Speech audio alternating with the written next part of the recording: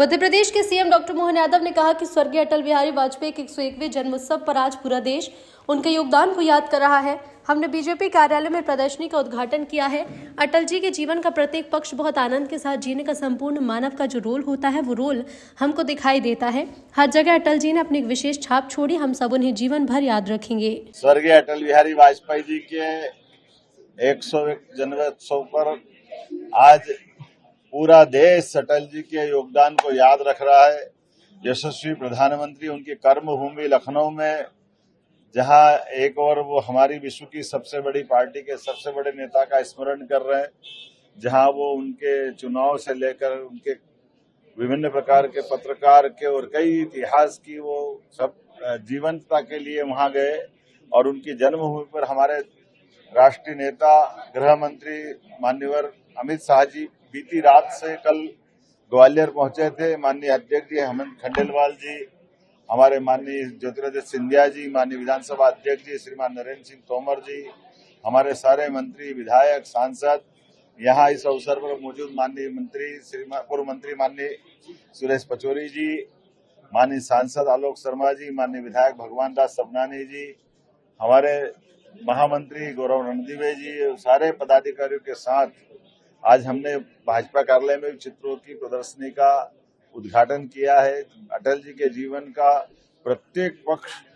बहुत आनंद के साथ जीने का एक संपूर्ण मानव का जो रोल होता है वो रोल हमको दिखाई देता है। उनके बाल्यकाल के स्कूली जीवन से जिस प्रकार से उन्होंने अपनी एक पहचान बनाई और जिस प्रकार से संघ के लिए पूरा जीवन राष्ट्र कार्य के लिए देकर के उन्होंने राष्ट्रीय स्वयंसेवक संघ के प्रचारक की भूमिका निभाते हुए फिर पत्रकार की भूमिका, फिर लोकनायक की भूमिका, जननायक की भूमिका,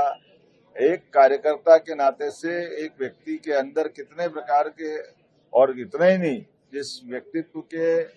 लोकसभा में जाने के बाद पक्ष हो विपक्ष हो, चाहे कोई दल से सहमत हो असहमत हो, लेकिन अटल जी का ऐसा व्यक्तित्व था जो हर दल वाला बड़े सम्मान के साथ उनको देखा करता था। ऐसे अटल बिहारी वाजपेयी जी की 101वीं जयंती मध्य प्रदेश के लिए और सौभाग्य की बात है। हमारी सरकार बनने के बाद अटल जी की जयंती मनाने के लिए